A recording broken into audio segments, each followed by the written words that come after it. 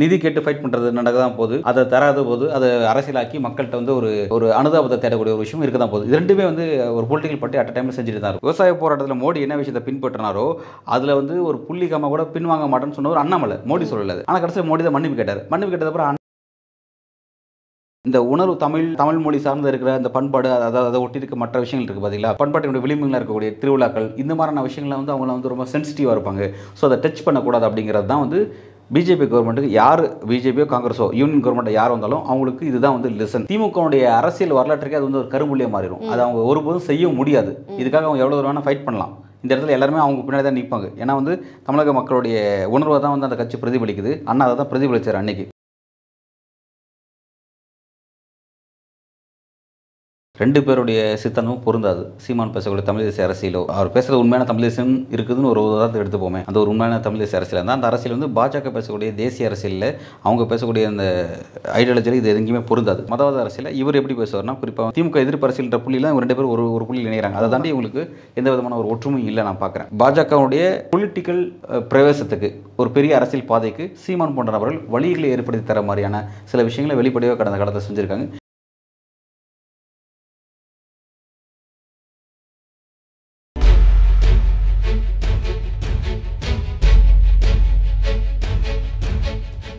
Big Tamil நேயர்களுக்கு வணக்கம். இன்று நம்மோடு இணைந்திருக்கிறார் ஊடகவியலாளர் திரு அன்பு அவர்கள். வணக்கம் சார். நாடாளுமன்றத்தில் கடந்த சில நாட்களாகவே வந்து ஒரே வாக்குவாதங்களாக இருக்குது மும்மொழி கொள்கையை ஒட்டி. இந்த ஒரு வாக்குவாதத்தில் தமிழ்நாட்டினுடைய எம்பிகளை வந்து அன்சிவிலைஸ்ட், அன்டெமோக்ராட்டிக் இந்த மாதிரியான சில வார்த்தைகளை வந்து நம்மளால் கேட்க முடியுது. இதை குறித்து உங்களுடைய பார்வை என்ன? அந்த பேச்சு வந்து கண்டிக்கத்தக்க ஒரு பேச்சு அப்படிங்கிறதுல யாருக்குமே மாற்று கருத்து இருக்காது. அது பேசின பேச்சு ஒரு எல்லையை தாண்டி போயிடுச்சு, ஒரு அளவு கடந்துருச்சு அப்படிங்கிறத அவரும் உணர்ந்துட்டார். அந்த உணர்வை வந்து எதிர்கட்சிகளும் கொடுத்துட்டாங்க. திமுக உள்ளிட்ட கூட்டணி கட்சிகளும் அந்த அழுத்தத்தை அவர் கொடுத்துட்டாங்க. ஸோ வந்து அவர் பேசுகிற விஷயத்தை அவரை திரும்ப பெற்றுட்டாருன்னு பார்க்குறோம்.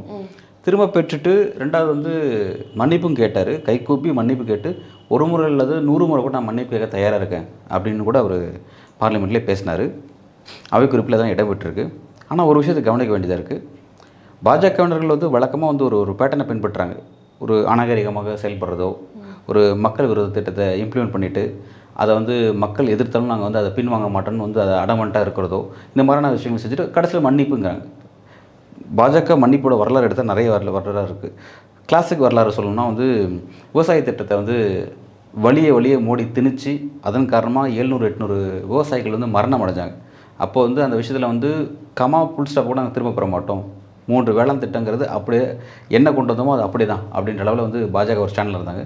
கடைசியில் மோடி மன்னிப்பு தானே கேட்டார். மக்களுக்கு புரிஞ்சுக்க முடியாத ஒரு திட்டமாக போயிடுச்சு, மக்களுக்கு எங்களால் புரிஞ்சுக்க வைக்க முடியலன்றதுன்னு சொன்னார். அப்படி சொன்னார், மன்னிச்சுன்னு சொன்னார். சொல்லிட்டு மன்னிப்புன்னு சொன்னார். மக்களுக்கு அதாவது நான் சரியாக தான் கொண்டு வரேன், இதை மக்கள் புரிஞ்சுக்கல, அதாவது தான் பக்கம் நியாயமாக இருக்குது, அதாவது என்ன புரிஞ்சுக்கிறதுக்கு மக்களுக்கு நாலேஜ் இல்லை அப்படிங்கிறத சொல்கிறாரு. பட் எண்டாவது அரசியல் மன்னிப்புங்கிற ஒரு விஷயத்தை பின்பற்றாங்க. நான் எதுக்கு சொல்லணும், பலரும் மன்னிப்பு கேட்குற அந்த ஸ்லாங்கை அந்த டோனை வச்சிருக்கிறாங்க. ஸோ வந்து அதை பயன்படுத்துகிறாங்க அப்படிங்கிறத பார்க்குறோம். அப்போ வந்து நம்ம இங்கே என்னென்னா தர்மேந்திர பிரதானோட விஷயம் என்னென்னா, அவர் வந்து மன்னிப்பு கேட்கறது மட்டும் இல்லாமல் அடுத்து அவர் என்ன சொல்கிறாருன்னா, முன்னாள் தமிழ்நாட்டினுடைய முதல்வர் மறைந்த முதல்வர் ஜெயலலிதா அம்மையாருக்கு சட்டமன்றத்தில் என்ன நடந்துச்சுங்கிறது தெரியாதா எங்களுக்கு அப்படின்னு சொல்லிட்டு உங்கள் வரலாறுலாம் எனக்கு தெரியும் அப்படிங்கிற மாதிரியும் சொல்கிறார். அப்போ என்ன சொல்கிறாருன்னா, அப்போ அந்த மாதிரி நீங்கள் வந்து முன்னாள் முதல்வர் ஜெயலலிதாவை நீங்கள் வந்து அவர் குறிப்பிட்ற மாதிரி ஏதோ ஒன்றுன்னு வச்சுக்கோங்களேன், அப்படி ஒரு சம்பவத்தை நீங்கள் செஞ்சவங்க தான் நீங்கள், அப்போ நீங்கள் நாகரிகமற்ற காட்டு மிராண்டில் தாங்கிறத கேட்கக்கூடிய மன்னிப்பு. இந்த மன்னிப்பு வந்து சென்டிமெண்ட்டாக யூஸ் பண்ணுறாரு.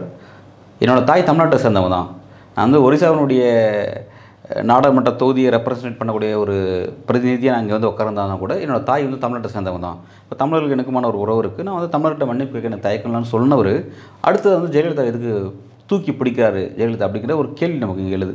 அப்போ வந்து ஜெயலலிதாவை நீங்கள் இந்த மாதிரி பண்ணிட்டீங்க, இப்போ வந்து நீங்கள் நாகரிகமற்றவர்கள் தான் நீங்கள் அப்படிங்கிற உறுதிப்படுத்துகிறாரா? ஒரு பக்கம் மன்னிப்பு, ஒரு பக்கம் இதை கோட் பண்ணுறாரு.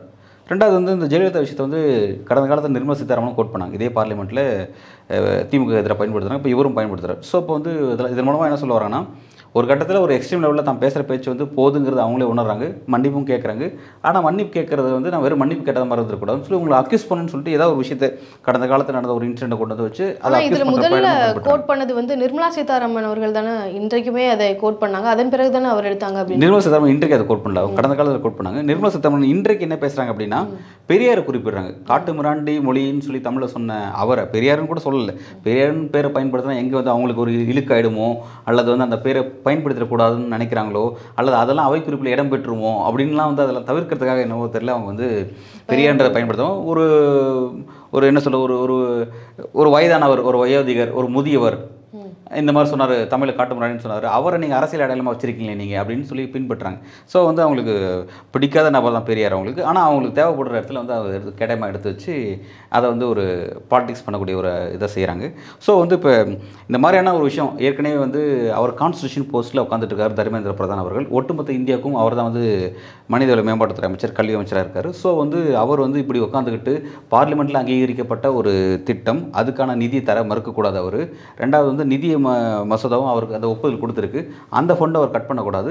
ஸோ வந்து இதுக்கு வந்து நீதிமன்றம் போச்சுன்னா வந்து நீதிமன்றமே வந்து இதை வந்து கேள்விக்குட்படுத்தும். ஏன்னா வந்து கான்ஸ்டியூஷனை வயலேட் பண்ணுறாரு, எப்படி வந்து ஆளுநர் அவர்கள் வந்து கான்ஸ்டியூஷன் போஸ்ட்டில் உட்காந்துக்கிட்டு அதை வயலேட் பண்ணுற மாதிரி பல விஷயம் செய்கிற மாதிரி இவரும் வந்து அதே தான் செய்கிறாரு. ஸோ வந்து இந்த விஷயங்கள் வந்து அடுத்த கட்டத்துக்கு ஒரு சீரியஸான இடத்துக்கு நீதிமன்றம் நகருதுன்னா ஸோ வந்து அப்போ அவங்களுக்கு ஒரு பெரிய நெருக்கடி இருக்குது அப்படின்னு தான் பார்க்கணும். நிதி தரலை அப்படின்றப்போ திமுக அரசு, அதாவது நம்மளுடைய தமிழக அரசு வந்து அதை சட்டப்பூர்வமாக தானே அணுகியிருக்கணும். சட்டப்பூர்வமாக அனுப்பாமல் மக்கள்கிட்ட அதை பிரச்சாரம் செஞ்சு அதில் ஒரு அரசியல் செய்யணுன்றதுல மட்டுமே தான் நோக்கமாக இருக்காங்க அப்படின்னு சொல்லி மத்திய அரசு தரப்புல இருந்தும் சொல்கிறாங்க. இப்போ ராமதாஸ் அவர்களும் அதை குறிப்பிட்டிருக்காரு. அதாவது தமிழக அரசு தரப்பு தான் வந்து நீதி இருக்குது, ஆனால் அது நிதி கேட்டு வேண்டவங்க வந்து நியாயப்படி சட்டப்பூர்வமாக போயிருக்கணும், இதை வச்சு அரசியல் செய்கிறது தான் உங்களுடைய நோக்கம் இருக்கு அப்படின்ற ஒரு குற்றச்சாட்டு தமிழக அரசு மேல இருக்கு. கரெக்ட். இப்போ ராமதாஸ் பாமக பண்றவங்க சொல்லலாம், அது ஓகே. மத்திய அரசு அதை சொல்லக்கூடாது. நீங்க வந்து சட்டத்தை நீங்க மீறுவீங்க, எங்களுக்கு எங்க போகணும் நீங்க கைட் பண்ணுவீங்களா, இப்படி ரெண்டுத்தையும் நீங்களே செய்வீங்களா? அது ரொம்ப அசிங்கமா இல்லையா? மத்திய அரசு அந்த விஷயத்தை பேசக்கூடாதுங்கிறதான் ஒரு விஷயம். மற்ற கட்சிகள் பேசலாம். இன்னொரு விஷயம் இதை பார்த்தா அடிப்படையில் வந்து திமுக போன்ற எந்த கட்சிகளுமே வந்து எல்லாருமே அரசியல் செய்ய வாய்ப்பு தேடிட்டு இருக்காங்க.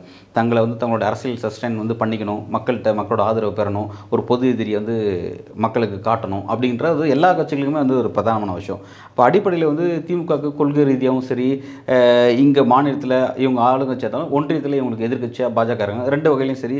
அப்போ வந்து பாஜகவை எதிராக போர்ட்ரேட் பண்ணுறதுக்கு அவங்களுக்கு ஒரு வாய்ப்பு வேணும். அப்போ இதெல்லாம் வந்து ஒரு வாய்ப்பை பயன்படுத்த தான் செய்வாங்க ஒரு எதிர்கட்சி அப்படிங்கிறவங்க. அடிப்படையில் அதை தான் செய்கிறாங்க. இப்போ நீதிமன்றம் போகிறதுங்கிறது அதுதான் ஃபைனல். இன்னும் நீதிமன்றத்துக்கு போகலை அப்படின்றத பார்க்கும்பொழுது ஒருவேளை அவங்க சொல்லக்கூடிய குற்றச்சாட்டு உண்மையானதா நியாயமானது அப்படின்னு எடுத்துக்கலாமா? இல்லை, அதான் நான் சொன்ன மாதிரி தான் சொன்னேன். எதிர்கட்சிகள் அரசியல் தாங்க செய்யும். பாஜகவுக்கு எதிர்கட்சி திமுக, எதிர்கட்சியாக தான் இருக்குது. எதிர்கட்சி அரசியல் தான் செய்யும். எல்லா வாய்ப்புகளும் அரசியல் தான் பயன்படுத்தும். நிதி வேணும்னு அப்போ கேட்குறாங்க இல்லையா, மக்களுக்கு நற்பணிகள்லாம் பாதியிலே நிற்குதுன்னு சொல்கிறாங்க. அப்போ அதெல்லாம் சும்மா அரசியலுக்காக அந்த விஷயங்களும் நடக்க தான் செய்யும், இந்த விஷயங்கள் நடக்க தான் செய்யும். அடிப்படையில் திமுகவுக்கு வந்து இந்த விஷயத்தில் நிதி பெறணுங்கிற ஒரு கட்டாயம் ஒன்று இருக்க தான் செய்யுது. நிதி இல்லாமல் வந்து இந்த அரசியலை ஓட்ட முடியாதுங்கிறது நெருக்கடி. பெரிய அளவில் ஃபினான்ஸ்லேருந்து பெரிய அளவில் நெருக்கடி இருக்குது. பகுதி நேர ஆசிரியர்களுக்கு சம்பளமே கொடுக்க முடியல. ஏன்னா இந்த திட்டம் வந்து இந்த பிஎம் ஸ்ரீ திட்டத்தில் அவங்கள தான் வந்து பணிபுரிகிறாங்க. அவங்களாம் டெம்பரரி ஸ்டாஃபாக இருக்காங்க. அந்த ஸ்டாஃப்ஸுக்கு சம்பளம் போட முடியாமல் 3 மாதம் கழிச்சு சம்பளம் போட்ட அந்த கொடுமையெல்லாம் பார்க்க தான் செஞ்சோம். அந்தளவுக்கு நிதி சிக்கல் திமுக இருக்க தான் செய்யுது. ஸோ வந்து பாஜக நிதி கொடுத்தே ஆகணும். சட்டமன்றத்துக்கு போகிறதுங்கிறது திமுகவுடைய சட்ட அணி வந்து அந்த வேலையை தான் பார்ப்பாங்க. ஆட்டோமேட்டிக்காக இதுக்கான டிராஃப்ட்லாம் ரெடி பண்ணி முடிச்சிருப்பாங்க. இந்த பார்லிமெண்ட்டில் பார்லிமெண்ட் விவாதத்தில் நிதி தர மறுக்கிறதுக்கு அஃபிஷியலாக ஸ்டேட்மெண்ட்டு கல்வி அமைச்சர் சொல்கிறாருங்கிறத ரெக்கார்ட் பண்ணுவாங்க. அதை ரெக்கார்ட் பண்ணி இதை தான் வந்து நீதிமன்றத்துக்கு அவங்க கொண்டு போவாங்க. இது ஒரு ப்ராசஸ். இங்கே நிதி கேட்டு ஃபைட் பண்ணுறது நடக்க தான் போது, அதை தராத போது அதை அரசியலாக்கி மக்கள்கிட்ட வந்து ஒரு அனுதாபத்தை தேடக்கூடிய ஒரு விஷயம் இருக்க தான் போகுது. இது ரெண்டுமே வந்து ஒரு பொலிட்டிக்கல் பார்ட்டி அட் டைமில் செஞ்சுட்டு தான் இருக்கும். ஓகே சார், இப்போ தமிழக எம்பிகளையே வந்து இப்படி அவமரியாதையாக பேசிட்டாரு அப்படின்ற ஒரு குற்றச்சாட்டை வைக்கிறாங்க. தமிழக மக்களையே சொல்லிட்டாங்க அப்படின்னு சொல்லி கனிமொழி அவர்களே எக்ஸ்தலத்தில் வந்து பதிவிடுறாங்க. இதற்கு அண்ணாமலை அவர்கள் வந்து ஒரு எதிர்வினை ஆற்ற வகையில் அவர் சில கருத்துக்களை முன்வைக்கிறாரு. இப்போ பிரதமர் மோடி அவர்களை வந்து ஸ்டாலின் அவர்கள் விமர்சனம் செஞ்சிருக்கிறாரு, உதயநிதி ஸ்டாலின் அவர்களும் விமர்சனம் செஞ்சிருக்கிறாங்க. அப்போ அந்த விஷயம் அவர் விமர்சனம் செய்யறது வந்து இந்திய மக்களையே வந்து அவங்க திட்டுறாங்க அப்படின்னு நம்ம எடுத்துக்க முடியுமா? அவர் பிரதமரை தான் திட்டுறாருன்றதை புரிஞ்சுக்க முடியுதுல்ல. அதே மாதிரி தான் தர்மேந்திர பிரதான் அவர்கள் குறிப்பிட்டதும் தமிழக எம்பிகளை தான் குறிப்பிட்டாரு, தமிழக மக்களே குறிப்பிடுறாருன்னு சொல்லி நீங்க மடைமாற்ற ட்ரை பண்ணாதீங்க அப்படின்றத சொல்றாரு இல்லையா? இந்த விஷயத்தில் வந்து அண்ணாமலையினுடைய ஸ்டேட்மெண்ட் வந்து தேவையில்லாத ஒரு ஸ்டேட்மெண்ட், செகண்டரி ஸ்டேட்மெண்ட் தான் பார்க்குறோம். இந்த விஷயத்தில் வந்து சம்மந்தப்பட்டது பாஜகவுடைய கல்வி அமைச்சருக்கும் திமுகவுக்குமான டிஸ்கஷன். இதில் வந்து இவர் தேவையில்லாத வந்து கருத்து சொல்கிறார். இந்த கருத்து ஏன் தேவையில்லாமல் இருக்குது அப்படின்னு சொல்கிறேன்னா, அவர் பேசின விஷயம் தப்புன்னு சொல்லிட்டு அவரே அந்த கருத்தை திரும்ப பெறாரு. ரெண்டாவது அதுக்கு மன்னிப்பும் கேட்டுறாரு. ஸோ வந்து இது சம்மந்தப்பட்ட நபரே வந்து நான் பண்ண நான் தப்பு தான்றதை ஒத்துக்கிட்டாரு. இவர் யார் வந்து அதுக்கு வந்து அதுக்கான ஆதரவு தெரிவிச்சுட்டு அதுக்கான தனக்கு அதாவது இந்த ஒரு மோசமான ஒரு ஸ்டேட்மெண்ட் இருக்குது பார்த்தீங்களா. அதாவது அவர் என்ன சொன்னார்னா, அவர் பேசுனது என்ன தப்பு, சரியான பதிலடி கொடுத்துருக்காரு. இதெல்லாம் வந்து கேட்கணும்னு விரும்பல. இதெல்லாம் வந்து இவங்க சொன்ன விஷயம். இதை நம்ம எப்படி பார்க்க வேண்டியதுன்னா, இதை நான் ஏற்கனவே சொன்ன மாதிரி விவசாய போராட்டத்தை பொறுத்து பார்க்க வேண்டியது இருக்குது. விவசாய போராட்டத்தில் மோடி என்ன விஷயத்தை பின்பற்றினாரோ அதில் வந்து ஒரு புள்ளிக்காம கூட பின்வாங்க மாட்டேன்னு சொன்னவர் அண்ணாமலை. மோடி சொல்லலை, அது மோடி அமைதியாக இருந்தார். இவர் சொன்னார். ஆனால் கடைசியில் மோடி தான் மன்னிப்பு கேட்டார். மன்னிப்பு கேட்டதுக்கப்புறம் அண்ணாமலை அதுக்கு என்ன சொல்லுவார்? ஒன்றும் சொல்ல மாட்டார். இதெல்லாம் இவங்க தங்களுடைய விஷயத்தை ஸ்கோர் பண்ணிக்கிறதுக்காக, கிரவுண்டில் தங்களை அரசியல் நிலைநாட்டிக்கிறதுக்காக இவங்க எடுக்கக்கூடிய ஸ்டாண்டு. இதன் மூலமாக இவங்க எக்ஸ்போஸ் ஆகிறாங்க அப்படிங்கிறது புரிஞ்சுக்க வேண்டியது இருக்குது. சம்மந்தப்பட்ட நபரே வந்து அதை உணர்ந்து அதுக்கான ஒரு பேக் ஸ்டாண்ட் எடுக்கும்போது இவங்க எடுக்கக்கூடிய ஸ்டாண்ட் அப்படிங்கிறது நாளைக்கு இவங்களுக்கே அந்த ஸ்டாண்டுக்கு ஒரு பெரிய நெருக்கடியாக மாறும். அப்படிங்கிற அந்த விஷயத்தெல்லாம் உணராமல் தான் அண்ணாமலை போன்றவர்களாம் அரசியல் செய்கிறாங்க அப்படின்னு நம்ம பார்க்க வேண்டியது இருக்குது. இப்போ பெரியார் அவர்களை வந்து கோட் பண்ணி நிர்மலா சீதாராமன் அவர்கள் வந்து விவாதம் பண்ணியிருந்தாங்க. அந்த வகையில் அவர் உண்மையாகவே வந்து அவருடைய விடுதலை மெகசனில் இந்த மாதிரியான விஷயங்கள் குறிப்பிடப்பட்டிருக்கு. அப்படி இருக்கும்பொழுது அப்போ இது கான்ட்ராடிக்டரியாக தானே இருக்குது. தேவைப்படும் போது நீங்கள் தமிழை தூக்கி பிடிப்பீங்க, அப்போ உங்களுடைய ஐக்கானாக போற்றப்படக்கூடிய தலைவர் இந்த மாதிரி பேசியிருக்கிறாருன்னா அதை நீங்கள் வந்து எதுவும் சொல்ல மாட்டீங்களா அப்படின்ற ஒரு கேள்வியை முன்வைக்கிறாங்க இல்லையா? அதை எப்படி பார்க்குறீங்க? அது நியாயமான கருத்தா இல்லை அது நியாயமே தேவையில்லாத ஒரு கருத்து நினைக்கிறீங்க? தேவையில்லாத கருத்து அப்படி தான் பார்க்க வேண்டியதாக இருக்குது. அதாவது பெரியார் வந்து அவர் வாழ்ந்த காலம் நீண்ட காலம். அவர் வந்து 100 விஷயங்கள் பேசியிருக்காரு, 1000 விஷயங்கள் பேசியிருக்காரு. அவர் பேசின அந்த நாடா இருக்குல்ல, அவர் பேசின அந்த ஆடியோ இருக்குல்ல, அந்த ஆடியோ ஓட விட்டால் 2.5 வருஷத்துக்கு மேலே ஓடுவோம். 2 வருஷத்துக்கு மேலே எக்ஸாக்டாக நம்பர்ஸ் இருக்குது. 2 வருஷத்துக்கு மேலே ஓடக்கூடிய ரிப்பீட்டட் தொடர்ச்சியாக ஓடிட்டு இருக்கும். அந்த அளவுக்கு அவர் பேசியிருக்கிறார். சரிங்களா? அப்போ அவர் பேசின எல்லா கருத்துக்கும் ஒரு பொலிட்டிக்கல் பார்ட்டியால் வந்து ஆதரவு தெரிவித்து நிற்க முடியாது. அவர் பேசுனதில் நான் சொல்ல ஒரு 10 விஷயம் பேசியிருக்காருன்னா அது வந்து 4 விஷயம் உங்களுக்கு பிடிச்சிருக்கும். 4 விஷயத்துக்காக ஒருத்தர் தலைவராக பார்ப்பாங்க. மீதி 6 விஷயம் அவர்கிட்ட பிடிக்காமல் இருக்கலாம். சரி, அப்படின்னா அவர்கிட்ட இந்த 10 விஷயம் பிடிச்சாதான் ஒருத்தர் தலைவரை ஏற்றுக்கணும் அப்படின்னு நீங்கள் வந்து வற்புறுத்த முடியாது. திமுகவுக்கு நிர்மலா சீதாராமன் என்ன சொல்கிறாங்க அப்படின்னா, நீங்கள் யாரை தலைவரை ஏற்றுக்கணுன்ற இது மூலமாக வந்து ஒரு பாடம் எடுக்கிறாங்க. அப்போ வந்து இவரை நீங்கள் தலைவரை ஏற்றுக்கக்கூடாது. அப்போ அவங்க வேறு யாராவது கைட் பண்ணுறாங்க போல. அப்போ சாவர்கரை ஏற்றுக்க சொல்கிறாங்களா அல்லது வேறு யாராவது கோல்வால்கரை ஏற்றுக்க சொல்கிறாங்களா அப்படிங்கிறது அவங்க தான் கொடுக்கணும். இது வந்து என்னன்னா இத்தனைக்கும் பாருங்கள், அவங்க வந்து அந்த பெரியார்ன்ற பேர் கூட உச்சரிச்சிருக்க மாட்டாங்க. ஒரு முதியவர்னு சொல்லுவாங்க. விரும்பலை அப்படின்ற முதியவர்னு சொல்லும்போது அப்போ வந்து திமுக என்ன சொல்லுவாங்கன்னா, பல முதியவர்கள் அந்த மாதிரி தாங்க பேசுவாங்க.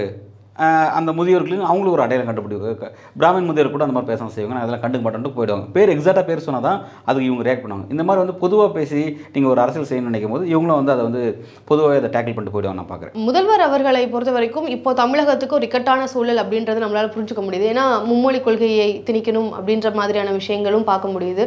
அதை ஏற்றுக்கணும், புதிய கல்விக் கொள்கையை ஏற்காததுனால நிதி கிடைக்கல, தொகுதி மறுசீரமைப்பு, இந்த மாதிரியான பல விஷயங்கள் வந்து நம்மளுக்கு இப்போது ஒரு இந்த மாதிரியான பல விஷயங்கள் சவால்களாக இருந்துட்டு இருக்கிற சூழலில் ஸ்டாலின் அவர்கள் வந்து இதை எப்படி எதிர்கொள்கிறாரு, அந்த அவர் எதிர்கொள்கிற விதம் வந்து சாட்டிஸ்ஃபேக்டரியாக இருக்கா, அவர் சரியான வழியில் போகிறாரு, தமிழகத்துக்கு இது நல்ல விஷயமாக அமையும் அப்படின்னு நினைக்கிறீங்களா? இல்லை, அவர் வந்து இப்போ போயிட்டு இருக்க போக்கு சரியான போக்கு தான் நான் பார்க்குறேன். ஆனால் இன்னும் கொஞ்சம் விரைவிலே கொஞ்சம் வேகமாக வந்து சட்ட உதவிகளை நாடி இருக்கலாம் நான் நினைக்கிறேன். பட் சட்ட உதவிகளை நாடுறதுக்கு அவங்களுக்கு வந்து சிக்கலாக இருக்கிறது என்னென்னா, அஃபிஷியலாக வந்து தர்மேந்திர பிரதான் என்ன சொல்கிறாரு அப்படிங்கிற ஒரு விஷயம் பார்க்க வேண்டியதாக இருக்குது. அதை ஆக்சுவலாக வந்து ஃபண்டு கொடுக்க மாட்டேன்னு ஒருத்தர் பேசக்கூடாது. ஃபஸ்ட் அதுவே வந்து ஒரு வயலேட்டான விஷயம் தான். அவங்க அதுக்காகவே நீங்கள் நீதிமன்றம் போயிருக்கலாம். ஆனால் நீதிமன்றத்துக்கு போகக்கூடிய ப்ராசஸை திமுக ஆரம்பிச்சிருச்சு அப்படின்னு தான் சொல்லி அவங்க சார்ந்த வட்டாரங்கள் சொல்கிறாங்க. அது ஒரு பக்கம் போயிட்டுருக்கு. அவர் இப்போதைக்கு வந்து இந்த பிரச்சனை 2 காலத்துலையும் கரெக்டாக தான் கொண்டு போகிறாங்க நான் பார்க்குறேன். சட்ட ரீதியான உதவிகளை நாடுவதை தாண்டி மக்கள் ரீதியான மக்கள் மட்டத்தில் கொண்டு போகிறது மூலமாக இன்னும் வந்து அவங்க ஒரு பொலிட்டிக்கல் கெயின் கிடைக்குது. சொன்ன மாதிரி வந்து இப்போ இன்றைக்கி வந்து இந்த பிரச்சனை வருவதற்கு முன்பு தமிழ்நாட்டில் வந்து வேறு பாலிடிக்ஸ் போயிட்டு இருந்துச்சு. இப்போ அதாவது திமுக வெர்சஸ் அதிமுகன்னு சொல்லி சில பிரச்சனைகள் போயிட்டு இருந்துச்சு.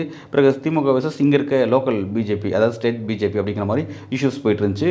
இவங்க செய்யக்கூடிய சில ஊழல்கள், பெண்களுக்கு எதிரான சில பிரச்சனைகள், இந்த மாதிரி வந்து சட்டம் ஒழுங்கு சார்ந்த சில பிரச்சனைகள், இந்த மாதிரியான பிரச்சனைலாம் தமிழ்நாட்டில் இருக்க தான் செஞ்சு இதுதான் விவாத பொருளாக இருந்துகிட்டு இருந்துச்சு. ஆனால் வந்து அந்த விவாத பொருளை மடைமாற்றும் வகையில் அதுக்கான வாய்ப்புகளை வந்து டெல்லி பாஜக தான் தூக்கி கொடுத்துருக்காங்க அப்படிங்கிறத பார்க்க வேண்டியதாக இருக்குது. ஸோ இப்போ அந்த பாலிடிக்ஸ் வந்து திமுக அடிப்படையில் வந்து தனக்கான ஆன்டி எமெண்ட்ஸ் எல்லாரும் மறைக்க தான் பார்ப்பாங்க. ஏன்னா ஒரு வருஷத்தில் எலெக்ஷன் வரப்போகுது. ரெண்டாவது இவங்களுக்கு காம்படிட்டாக வந்து அடுத்த பார்ட்டிஸ் எல்லாம் வந்துருச்சு, விஜய் போன்ற நபர்லாம் வராங்க. ஸோ இப்போ வந்து ஒரு நெருக்கடி இருக்கும்போது இப்போ இது போன்ற வாய்ப்புகள்ங்கிறது எல்லா கட்சியுமே அது யூஸ்வலாக அதை செய்யக்கூடிய ஒரு விஷயம் தான். அது வந்து திமுக அருமையாக கிடச்சிருக்கு.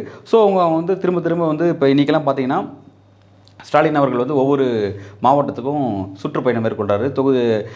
பொதுச் செயலாளர், அதாவது கட்சியுடைய செயற்குழு கூட்டத்தை நடத்துகிறாரு. அந்த கூட்டத்திலாம் பார்த்தீங்கன்னா இது சார்ந்த உறுதிமொழிகளை மேற்கொள்கிறாங்க. இந்த பாலிடிக்ஸ் நம்ம ரொம்ப என்னென்னா இது ரொம்ப குரூசியலான பாலிடிக்ஸ்.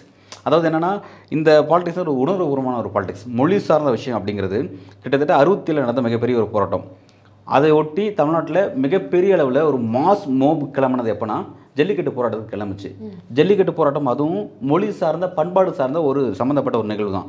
சரிங்களா? அப்போ என்னென்னா தமிழ்நாடு மக்கள் தமிழ் மக்கள் வந்து இந்த உணர்வு தமிழ் மொழி சார்ந்து இருக்கிற இந்த பண்பாடு அதை ஒட்டி இருக்க மற்ற விஷயங்கள் இருக்குது பார்த்தீங்களா, இந்த பண்பாட்டினுடைய விளிம்புகளில் இருக்கக்கூடிய திருவிழாக்கள் இந்த மாதிரியான விஷயங்களை வந்து அவங்கள வந்து ரொம்ப சென்சிட்டிவாக இருப்பாங்க. ஸோ அதை டச் பண்ணக்கூடாது அப்படிங்கிறது தான் வந்து பிஜேபி கவர்மெண்ட்டுக்கு, யார் பிஜேபியோ காங்கிரஸோ யூனியன் கவர்மெண்ட்டை யார் வந்தாலும் அவங்களுக்கு இதுதான் வந்து லெசன், அவங்களுக்கு அதுதான் வந்து பாடம் எடுக்கப்பட்டிருக்கு. அவங்க அதை புரிஞ்சுக்கணும். அதை புரிஞ்சிக்காமல் திரும்ப இந்த மாதிரியான விஷயங்களை வந்து தலையிடுறது அப்படிங்கிறது நிச்சயமாக அது அவங்களுக்கு தான் பேக் ஃபேராக மாறும். ஏன்னா தமிழ்நாடு அந்த விஷயம் ரொம்ப எக்ஸ்ட்ரீம் லெவலுக்கு போகும். திமுக ஆட்சியில் இருக்க திமுக அது இன்னும் சொல்லவே தேவையில்லை, ரொம்ப அழகாகவே அதை எக்ஸ்ட்ரீம் லெவலுக்கு கொண்டு போவாங்க. நல்லா ஒரு விஷயத்தை கவனிக்கணும். 2019 24 வரையும் இந்த அதிமுக ஆட்சி அந்த 5 வருஷத்தில் திமுக எதிர்க்கட்சியாக இருந்தாங்க. எதிர்க்கட்சியாக இருக்கும்போது அப்போது பாஜக எதிர்த்து தீவிரமாக ஃபைட் பண்ணாங்க, ரைட்டுங்களா. பிறகு இப்பொழுது 2021 இப்போ 24 வரைக்கும் இப்போ போயிட்டுருக்கு, 25 வரைக்கும் போயிட்டுருக்கு. இந்த பீரியடில் பார்த்தீங்கன்னா இப்போவும் திமுக தான் பாஜக எதிர்த்து வலிமையாக ஃபைட் பண்ணுது. அதுவும் இந்த மாதிரியான பிரச்சனையில் டைரெக்டாக பிஜேபி வெர்சஸ் டிஎம்கே தான் இருக்குது, ஏடிஎம்கே ஸ்க்ரீனில் இல்லை. ஏடிஎம்கே பிரதான எதிர்க்கட்சி, அவங்க தான் இந்த இடத்துல ஸ்க்ரீனுக்கு வந்திருக்கணும். அவங்க தலைவர் சார்ந்த விஷயம் தான் இன்றைக்கி பார்லிமெண்ட்டில் டிஸ்கஸ் பண்ணுறாங்க. அவங்க சார்ந்த தலைவர்கள் கொண்டு வந்த பல திட்டத்தை பற்றிலாம் டிஸ்கஸ் பண்ணுறாங்க. அவங்க ஸ்க்ரீனில் இல்லாமல் இருக்காங்க. ஸோ வந்து இப்போ இந்த மாதிரியான விஷயத்தை திமுக ரொம்ப கரெக்டாக கையாளுறாங்க.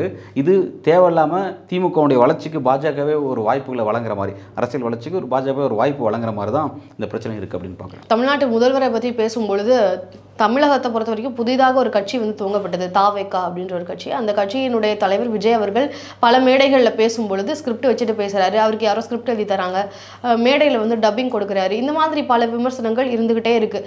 அதே மாதிரி இப்போ முதல்வர் அவர்களுக்கும் சூப்பர் முதல்வர்னு வேறு யாரோ ஒருத்தர் பின்னாடி இருந்து சொல்லக்கூடியதுக்கு இணங்குறாரு இங்கே இருக்கக்கூடிய ஸ்டாலின் முதல்வர் அப்படின்னு சொல்லி தான் தர்மேந்திர பிரதான் அவர்கள் வந்து அங்கே நாடாளுமன்றத்தை தெரிவிச்சிருக்கிறாரு. அப்போது விஜய் அவர்களை போல பின்னாடி இருந்து இயக்கக்கூடிய அளவுக்கு இருக்கக்கூடிய முதல்வர் தான் தமிழகத்தில் இருக்கக்கூடிய முதல்வரா அப்படின்ற ஒரு கேள்வி எழுது. அப்போ நாடாளுமன்றத்தில் ஒரு பொய் சொல்றாருன்றத அப்படி சொல்லிட முடியாது. ஏன்னா நாடாளுமன்றத்தில் அத்தனை எம்பிகள் முன்னாடி ஒரு குற்றச்சாட்டை வைக்கிறாரு அப்படின்னா அதை நம்ம உற்று நோக்கி பார்க்க வேண்டிய ஒரு விஷயம் தானே அது. அதை பற்றி உங்களுடைய பார்வை என்ன? இதில் 2 விஷயம் இருக்குது. தர்மேந்திர பிரதானை சந்திக்க போனால் தமிழ்நாட்டோட கல்வி அமைச்சர் அடங்கிய குழுக்கள் என்ன பேசினாங்க, அந்த குழு என்ன பேசினாங்க, என்ன நடந்துச்சு அப்படிங்கிற ஒரு டாபிக், இது ஒன்று. 2வது விஜய் வெர்சஸ் ஸ்டாலின் 2 பேரும் கம்பேர் பண்ணுறதுங்கிறது. சரிங்களா. ஃபஸ்ட்டு விஷயத்துக்கு வருவோம். அதாவது நீங்கள் சொன்ன மாதிரி வந்து இந்த பிஎம்ஸ்ரீ திட்டத்தில் இணையறதா இவங்கெல்லாம் ஒத்துருக்காங்க. அதாவது தமிழ்நாட்டில் போன குழுக்கள், அதாவது கனிமொழி, பிறகு வந்து கல்வி அமைச்சர் அன்பில் மகேஷ், இவங்கெல்லாம் போன அந்த குழு வந்து இணையதாக ஒத்துருக்காங்க. ஆனால் அதில் இருக்கிற அந்த விஷயத்தில் அதாவது புதிய கல்விக் கொள்கைங்கிறது வேறு, பிஎம்ஸ்ரீ திட்டம் வேறு அப்படிங்கிற மாதிரி இவங்களுக்கு புரிஞ்சிருக்கிறாங்க. 2வது அந்த மும்மொழி விஷயம் வந்து வேறு, மும்மொழி கொள்கைங்கிறது புதிய கல்விக் கொள்கையில் இருக்கக்கூடியது, பிஎம்ஸ்ரீ திட்டங்கிறது வேறு. பிஎம்ஸ்ரீ திட்டங்கிறது என்னென்னா கிட்டத்தட்ட வந்து இந்தியா ஃபுல்லாக வந்து ஒரு 14,500 பள்ளிக்கூடங்கள், அந்த பள்ளிக்கூடங்களை செலக்ட் பண்ணி அந்த பள்ளிக்கூடங்களை இன்ஃப்ராஸ்ட்ரக்சரை மேம்படுத்துறது தான் வந்து பிஎம்ஸ்ரீ திட்டத்தில் ஒரு விஷயம். ஆனால் அந்த பிஎம்ஸ்ரீ திட்டங்கிறது வந்து புதிய கல்விக்குள்ள ஒரு பாட்டாக இருக்குது அப்படிங்கிறதா லேட்டராக இவங்களுக்கு தெரிஞ்சதாக வந்து இவங்க சொல்லக்கூடிய ஒரு ஸ்டேட்மெண்ட்டாக இருக்குது. இப்போ இங்கே என்ன கவனிக்க வேண்டியது இருக்குன்னா 2 விதமான ஒரு ஸ்டேட்மெண்ட் இருக்குது. தமிழ்நாட்டிலேருந்து போன குழு, இவங்க சந்திச்சவங்க குழு ஒரு விஷயம் சொல்கிறாங்க. தர்மேந்திர பிரதான் அவர் ஒரு விஷயத்த சொல்கிறார். நீங்கள் என்னை சந்திக்கும் போது என்கிட்ட என்ன சொன்னீங்களோ அது ஏற்றுக்கோங்க. அது ஏற்றுக்கிட்டிங்கன்னா இன்றைக்கி இப்போ வந்து மார்ச் 10 இந்த நிதியாண்டுன்னு 20 நாளாக முடிய போகுது, அதுக்குள்ளே நான் உங்களுக்கு ஃபண்ட் ரிலீஸ் பண்ணுறேன் அப்படிங்கிறத சொல்கிறாரு. இது ஒரு மாதிரியான மிரட்டல் போக்கு. ஆக்சுவலாக வந்து என்னென்னா 2 விஷயத்தையும் பொதுவெளியில் எடுத்து வச்சுட்டாங்க. இவங்க அங்கே போகும்போது அவங்க என்ன பேசினாங்களோ அதையும் எடுத்து சோஷியல் மீடியாவில் எடுத்து ஸ்டாலின் வச்சிருக்காரு, அதே மாதிரி அவரும் பேசின விஷயம் எடுத்து வச்சிருக்காரு. அந்த புரிந்துணர்வு ஒப்பந்தத்தில் சில விஷயங்களில் ஒரு அரசியல் செஞ்சுருக்காங்க. இந்த விஷயம் வந்து பிஎம்ஸ்ரீ திட்டங்கிறது புதிய கல்விகளோட ஒரு சாராம்சம் தான் அப்படிங்கிற அந்த விஷயம் அதில் இல்லாமல் இருக்குது. சரி, அதுதான் வந்து ஒரு சிக்கலுக்குள்ளான விஷயமா இருக்குது. இந்த வார்த்தை சிக்கலில் இந்த ஒரு விஷயத்தை வச்சுக்கிட்டு ஒருத்தர் நிதி தரமுறை ஃபஸ்ட்டு சொல்லவே முடியாது.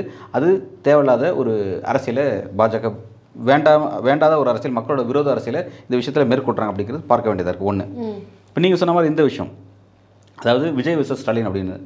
இப்போ ஸ்டாலின் வந்து நீண்ட காலமாக அவர் கிட்டத்தட்ட 40 ஆண்டுகளுக்கு மேலே வந்து அவர் அரசியல் இருக்கிறார். அவர் அரசியலுக்கு ஆக்டிவ் அரசியலுக்கு வந்து ஒரு தன்னோட இளமை வயசில் அவர் வந்துட்டார். இன்றைக்கி வந்து ஒரு ரொம்ப வயசானதுக்கு அப்புறம் தான் அவர் அந்த முதல்வர் பதவின்ற இடத்துக்கு வந்திருக்காரு. பல பிரச்சனையை எதிர்கொண்டிருக்காரு, பல சிறைவாசத்தை அனுபவிச்சிருக்காரு. சிறையை போன மிசால அவர் உள்ளே போன அந்த விஷயம் தான் வந்து அவருக்கு இன்றைக்கான வந்து ஒரு ஸ்ட்ராங்காக அவர் இன்றைக்கி அரசியல் பண்ணுறது, அதுதான் வந்து ஒரு பேஸ். அந்தளவுக்கு வந்து ஒரு பாலிட்டிஷியனாக இருக்கார் அவர். சரிங்களா. அவரையும் நீங்கள் விஜய் எந்த தரசில் ஒப்பிட்டு பார்ப்பீங்க? பின்னாடி இருந்து யாரோ ஒருத்தங்க சொல்லித்தரது தான் வந்து பேசுகிறாரு அப்படின்றதான் விஜய் அவர்களுக்கு வரக்கூடிய விமர்சனம். நான் வந்து ஒப்பீடுன்றதை தாண்டி விமர்சனத்தை ஒப்பிட்டு தான் அந்த ஒரு கேள்வியை முன் வச்சேன். ஏன்னா இப்போ சூப்பர் முதல்வர்னு அவர் குறிப்பிடுறது வேற யாரோ ஒருத்தர் பின்னாடி சொன்ன அறிவுரையின் அடிப்படையில் தான் மீண்டும் எம்பிகள் வந்து யூட்டர்ன் அடிச்சிட்டாங்க அப்படின்ற ஒரு விஷயத்தை தான் அவர் பதிவு பண்ணுறாரு. அப்போ பின்னாடி இருந்து வேற யாரோ ஒருவர் ஒரு ஆலோசனை கொடுத்துருக்கிறாரு அப்படின்றத நம்ம இதை அப்படிதானே அவர் சொல்ல வராரு. அப்போ அப்படி யாரோ இருக்காங்களா அப்படின்ற ஒரு கேள்வி. அதை தான் வந்து என்னன்னா, நீங்கள் வந்து இந்த மும்மொழி திட்டத்தை ஏற்றுக்கிட்டா தான் அந்த ஃபண்டு வெளிப்படையாக வச்சுக்கோமே. இப்போ வெளிப்படையாக தர்மேந்திர பிரதான் என்ன சொல்கிறேன்னா, மும்மொழி கொள்கை ஏற்றுக்கணுங்கிறாங்க, NEP ஏற்றுக்கணுங்கிறாங்க. ஏற்றுக்கிட்டா நான் ஃபண்டு கொடுக்குறேங்கிறேன். நீங்கள் PMC அதெல்லாம் கூட செகண்டரி வச்சுங்க. மும்மொழி கொள்கை ஏற்றுக்கிட்டா நான் ஃபண்டு கொடுக்குறேங்கிறேன். இப்போ மும்மொழி கொள்கை ஏற்றுக்க முடியாதுங்கிறது கிளியரான ஸ்டேட்மெண்ட். அது சரிங்களா? அது ஸ்டாலின் எடுத்த ஸ்டேட்மெண்ட்டில். அண்ணா எடுத்த ஸ்டேட்மெண்ட்டு, அண்ணா வந்து அண்ணாவோட பேர் வந்து தமிழ்நாட்டில் 2 விஷயத்தை உச்சரிச்சுட்டே இருப்பாங்க. தமிழ்நாடுங்கிற பேர் வரதுக்கு காரணம் அண்ணா, மும்மொழி கொள்கை இருமொழி கொள்கைக்கான காரணம் அண்ணா. இது 2த்துக்காக அவர் எப்பயும் இங்கே வாழ்ந்துட்டே இருப்பார். ஸோ அப்போ அப்படி இருக்கும்போது சூப்பர் முதல்வர் யாருன்னா அப்போ அண்ணா குறிப்பிட வேண்டியதாக இருக்குது. அதை அதை அடுத்த கட்டத்தில் கொண்டு வந்து காலத்தில் யாரும் அப்படி இல்லை அப்படின்னு குறிப்பிட்றேன். இல்லை, இந்த பிரச்சனை கிளியராக நான் சொல்லலை. மும்மொழி கொள்கை ஏற்றுக்கிட்டா தான் ஃபண்டுன்னு சொல்லி தர்மேந்திர பிரதான் சொன்னார்னா நிச்சயமாக ஸ்டாலினால் ஏற்றுக்க முடியாது. அது ஏற்றுக்கிட்டாருன்னா திமுகவுடைய அரசியல் வரலாற்றுக்கே அது வந்து ஒரு கரும்புள்ளியாக மாறிடும். அதை அவங்க ஒருபோதும் செய்ய முடியாது. இதுக்காக அவங்க எவ்வளோ வேணால் ஃபைட் பண்ணலாம். இந்த இடத்துல எல்லாருமே அவங்க பின்னாடி தான் நிற்பாங்க. ஏன்னா வந்து தமிழக மக்களுடைய உணர்வை தான் வந்து அந்த கட்சி பிரதிபலிக்குது. அண்ணா அதை தான் பிரதிபலிச்சார் அன்னைக்கு. ஸோ அதில் எந்த மாற்றமும் இல்லை. அப்போ இந்த ஒரு விஷயத்தில் ஓப்பனாக அவர் சொல்கிறார், மும்மொழிக்குள்ளே ஏற்றுட்டா நீ ஃபண்டு கொடுவோம் அப்படின்னா அதை ஏற்றுக்க முடியாது நான் சொன்னால். ஏன்னா இதை வந்து என்ன பின்னாடி ஒரு சூப்பர் முதல்வர் சொல்லி கொடுத்தாரு நீங்கள் சொன்னீங்கன்னா அது அண்ணா தான் சொல்லி கொடுத்தாரு அப்படிங்கிறது ஓப்பனாக அவர் சொல்லலாம். அவர் தான் எங்கள் சூப்பர் முதல்வர் அப்படிங்கிறது வெளிப்படையாக சொல்லலாம். அதில் எந்த மாற்றமும் இல்லை. நீங்கள் இதை ஏற்றுக்கிட்டா இது திமுகவுக்கே ஒரு கரும்புள்ளியாக மாறிடும் அப்படின்னு குறிப்பிட்றீங்க. ஆனால் அண்ணாமலை அவர்கள் இதை நாங்கள் கொண்டு வந்தே தீர்வோம், தமிழகத்துக்கு மும்மொழி கொள்கையை நாங்கள் கொண்டு வருவோம் கண்டிப்பாக அப்படின்ற மாதிரி குறிப்பிட்டாரு. எங்களுடைய இலக்கு சமக்கல்வி எங்கள் உரிமை அப்படின்ற அந்த திட்டத்தின் மூலமாக ஒரு கோடி கையெழுத்து வாங்கணும். மும்மொழி கொள்கையை மக்கள்கிட்ட இருந்து அவங்களுடைய ஒப்பீனியன் அவங்க ஏற்றுக்கிற விதமாக கையெழுத்து வாங்குறது 1 கோடி இலக்கு தான் எங்களுடையது. ஆனால் 5 நாட்கள்லேயே 10 லட்சம் பேர் கையெழுத்திட்டு இருக்கிறாங்க. அதன் அடிப்படையில் கண்டிப்பாக தமிழகத்தில் கொண்டு வருவோம் அப்படின்ற மாதிரியான அண்ணாமலை அவர்களுடைய வாக்குமூலம் நீங்கள் எப்படி பார்க்குறீங்க? இல்லை, அண்ணாமலை வந்து அவருக்கு இந்த அரசியல் செஞ்சாகணும். அவர் வேறு வழி இல்லாமல் அந்த அரசியல் நோக்கி நக்கிறாரு. அதில் எந்த விதமான பொலிட்டிக்கல் அவுட்கமும் கிடைக்காது. அதை வந்து என்னென்னா ஒரு மீன் டைமுக்கு பாலிடிக்ஸ் செய்கிறதுக்கு அவரை லைம்லைட்டில் வச்சுக்கிறதுக்கு இதெல்லாம் ஒரு வாய்ப்பை அவர் பயன்படுத்திக்கலாம். அதான் பண்ண முடியும். ஆனால் ஒரு விஷயம் நம்ம தெரிஞ்சுக்க வேண்டியது இருக்குது. என்னென்னா கடந்த காலத்தில் இங்கே மக்களுடைய ஆதரவு பெற்றிருந்த காங்கிரஸ் கட்சி, தேசிய கட்சியான காங்கிரஸ், மக்களோட ஆதரவு பெற்று மக்களோட நன்மதிவு பெற்றிருந்த காங்கிரஸ் கட்சி எந்த புள்ளியில் வீழ்ச்சி அடைஞ்சு மக்கள்கிட்ட இருந்து அன்பாப்புலர் ஆச்சு அப்படின்னு பார்த்தீங்கன்னா மொழி சார்ந்த பிரச்சனைலாம் அது போச்சு. ஸோ வந்து வளர்ச்சியிலிருந்து ஆட்சியில் இருந்த காங்கிரஸ் ஆட்சியிலேருந்து ஒன்றும் இல்லாமல் போனதுக்கான காரணம் அது. அதே மாதிரி இன்றைக்கி பாஜக ஆட்சி பிடிக்குன்னு நினைக்கிறாங்க, தமிழ்நாட்டில் அரசியல் செய்யணும்னு நினைக்கிறாங்க. வரும்போதே அவங்க இந்த பிரச்சனையோட வந்தாங்கன்னா நிச்சயமாக அது அவங்களுக்கு பொலிட்டிக்கல் எந்த விதமான பயனும் கொடுக்காது. ஸோ அண்ணாமலை போன்ற நபர்கள் செய்யக்கூடிய அரசியல் அப்படிங்கிறது பெரிய வீழ்ச்சி நோக்கி தான் கொண்டு போகும். டெல்லி பாஜக தமிழ்நாடு குறித்து பார்வை தப்பாக இருக்குன்னா அந்த பார்வையை மாற்றிக்க சொல்லி இன்டர்பிரேஷன் இவர் தான் அங்கேருந்து கொடுக்கணும், இங்கிருந்து கொடுக்கணும். சரிங்களா? டிஸ்டன்ஸ் சிக்கலாக இருக்கும், சில பிரச்சனை இருக்கும். ஒரு மீடியேட்டராக தான் செயல்படுறாரு. இவர் வந்து அந்த அவங்க என்ன பேசுகிறாங்க அதோட எக்ஸ்ட்ரீம் லெவலில் இவங்க பேசும்பொழுது நிச்சயமாக பாஜகவுக்கு ஒரு பெரிய பாஜக ஒரு சவப்புள்ளியில் பாஜக தள்ளக்கூடிய ஒரு விஷயத்தை இவரே செஞ்சிட்ருக்காரு அப்படிங்கிறதான். இது வந்து தெரிஞ்ச தெரியாமலே செய்கிறாங்களான்னு நமக்கு இன்னும் கிளியராக புரியல. பாஜக சவப்புள்ளியில் தள்ளக்கூடிய வேலையை பார்க்குறாங்க, திமுகவை வானளவு உயரத்தை தூக்கி வைக்கிறாங்க. மீண்டும் 2026 இந்த திமுக ஆட்சி கொண்டு வரதுன்னா இந்த பிரச்சனையை ஒரு வருஷம் லைம்லைட்டில் ஒரு 8 மாதம் லைமில் வச்சுருந்தா கூட போதும், லைவ் இருந்தால் போதும். நிச்சயமாக வந்து இந்த பிரச்சனையில் திமுக அடுத்த முறை ஆட்சி பிடிக்கிறதுக்கு வாய்ப்பு பாஜகவே கொடுத்து வேறு யாரும் தேவையில்லை அப்படின்ற அளவுக்கு போயிடும். அனைத்து கட்சி கூட்டம் வந்து நடந்துச்சு சார். அதில் முக்கியமான கட்சிகள் எல்லாருமே வந்து பங்கேற்று அவங்களுடைய கருத்துக்களை வந்து பதிவிட்டாங்க. அதில் சில கட்சிகள் இந்த கூட்டத்தை புறக்கணிச்சிருந்தாங்க. இப்போ புறக்கணித்த கட்சிகள் வந்து நாங்கள் நண்பர்கள் அப்படின்னு சொல்லிக்கொள்கிற அளவுக்கு ஒரு நிகழ்வு நேற்றைக்கு நடந்தது. அண்ணாமலை அவர்கள் சீமானவர்களை சந்தித்து கை கொடுத்து தொடர்ந்து சண்டை போடுங்க, தொடர்ந்து எதிர்கொள்ளுங்க அப்படின்ற மாதிரியான ஒரு விஷயங்களை பகிர்ந்துக்கிட்டாரு. அது வந்து நிறைய பேரால் நெகிழ்ச்சியாக பகிர்ந்து கொள்ளப்பட்டது. இவ்வளவுதான் கட்சிகள், இவ்வளவுதான் வந்து ஆண்கள் வந்து இவ்வளவுதான் அப்படின்ற மாதிரியான விஷயங்கள்லாம் வந்து பகிரப்பட்டது. இதை எப்படி பார்க்குறீங்க? இந்த சைடு ஒரு கட்சிகள் எல்லாரும் சேர்ந்து ஒற்றுமையாக ஒரு கூட்டத்தை வந்து கட்டமைச்சு அதை வந்து பங்கேற்று இருந்தாங்க. இங்கே இவங்க 2 பேரும் ஒரு கூட்டணியை வைக்கிற மாதிரியான ஒரு விஷயம் தான் பார்க்க முடிஞ்சது. ஒற்றுமையாக இருப்பதான் வெளிப்பட்டது. அதை எப்படி பார்க்குறீங்க? இந்த 2 ஒற்றுமைகளுடைய வெளிப்பாடை நீங்கள் எப்படி புரிஞ்சுக்கிறீங்க? இல்லை, அடிப்படையில் வந்து சீமானுடைய அரசியல் என்னன்றது நம்ம பார்த்துருப்போம், அண்ணாமலையோட அரசியலும் பார்த்துருப்போம். 2 பேருடைய சித்தனமும் பொருந்தாது. சீமான் பேசக்கூடிய தமிழ் தேசிய அரசியலோ அவர் பேசுகிற உண்மையான தமிழ் தேசியம் இருக்குதுன்னு ஒரு உதாரணத்தை எடுத்துப்போமே, அந்த ஒரு உண்மையான தமிழ் தேசிய அரசியல் இருந்தால் அந்த அரசியல் வந்து பாஜக பேசக்கூடிய தேசிய அரசியலில் அவங்க பேசக்கூடிய அந்த ஐடியாலஜியில் இது எங்கேயுமே பொருந்தாது. அடிப்படையில் கொள்கையிலே மாறுபட்டு நிற்கிறாங்கிறத பார்க்குறோம். ரெண்டாவது வந்து ஆக்டிவிட்டீஸில் பார்த்தீங்கன்னா சீமான் வந்து அதாவது சொல் அரசியல் செய்வார், செயல் அரசியல் இருக்காது. மேடையில் பேசுகிறது, விஷயங்கள் இது பண்ணுறது அப்படின்னு இருக்கும். பொலிட்டிக்கல் ஆக்டிவிட்டி, கிரவுண்டில் ஆக்டிவிட்டி, மக்கள்கிட்ட ஆக்டிவிட்டி அப்படிங்கிறது எதுவும் இல்லாமல் இருக்கும். அதே மாதிரி தான் தமிழ்நாட்டு பாஜகவும் அதுதான். டெல்லி பாஜக வேறையாக இருக்கும். ஏன்னா டெல்லி பாஜக பொறுத்த வரைக்கும் பல ஸ்டேட்ஸில் ஆளுங்கட்சி இருக்காங்க, மக்களுடைய நன்மதிப்பை பெற்றவங்களாக இருக்காங்க, அது வேறு. பட் தமிழ்நாட்டை பொறுத்த வரைக்கும் அவங்களும் வந்து இங்கே மக்களுடைய கிரவுண்ட் ரியாலிட்டியை புரிஞ்சு மக்களுடைய தேவைக்கு ஏற்ற மாதிரியான அரசியல் செய்யக்கூடிய நபராக இல்லாமல் இருக்காங்க. ரெண்டு பேருக்குமே இந்த இடத்துல பொருந்தி போகுது. ரெண்டு பேருமே வந்து பார்த்திங்கன்னா சொல் அரசியல் தான், செயல் அரசியல் கிடையாது அப்படின்ற அளவில் தான் வந்து ரெண்டு பேரும் பயணிச்சிட்டு இருக்காங்க. இன்னொரு விஷயம் பார்க்க வேண்டியதாக இருக்குன்னா, இப்போ வெளிப்படையாக வந்து பாஜக பேசக்கூடிய இந்த மதவாத அரசியல் இருக்குல்ல, மதவாத அரசியலை இவர் எப்படி பேசுவார்னா, குறிப்பாக வந்து திமுக எதிர்ப்பு அரசியல்ன்ற புள்ளியில் இவங்க ரெண்டு பேரும் ஒரு புள்ளியில் இணைகிறாங்க. அதை தாண்டி இவங்களுக்கு எந்த விதமான ஒரு ஒற்றுமையும் இல்லை நான் பார்க்குறேன். அப்படி இருக்கும் பொழுது இவங்களுடைய பாஜகவுடைய சில பொலிட்டிக்கல் பிரவேசத்துக்கு, ஒரு பெரிய அரசியல் பாதைக்கு சீமான் போன்ற நபர்கள் வழிகளை ஏற்படுத்தி தர மாதிரியான சில விஷயங்களை வெளிப்படையாக கடந்த காலத்தில் செஞ்சுருக்காங்க. பெரியார் எதிர்ப்புங்கிறது அதுக்கு மிகப்பெரிய ஒரு எக்ஸாம்பிள். அது போன்ற விஷயங்களை வந்து சீமான் போன்றவர் செய்கிறது மூலமாக பாஜகவுக்கும் நாம் தமிழருக்கும் இதன் மூலமாக ஒரு அரசியல் உறவு இருக்குது அப்படிங்கிறது வெளிப்படையாகவே புரிஞ்சிக்க முடியுது. இதை தாண்டி இவங்க ரெண்டு பேரும் சந்திச்சிருந்ததில் ஒரு பெரிய விஷயங்கள் எதுவும் இல்லை நான் பார்க்குறேன். ஓகே சார், இன்றைக்கு தமிழக அரசியல் களத்தில் பேசும் பொருளாக இருக்கக்கூடிய பல விஷயங்களை பற்றி எங்ககிட்ட பகிர்ந்துகிட்டதுக்கு ரொம்ப நன்றி. நன்றி.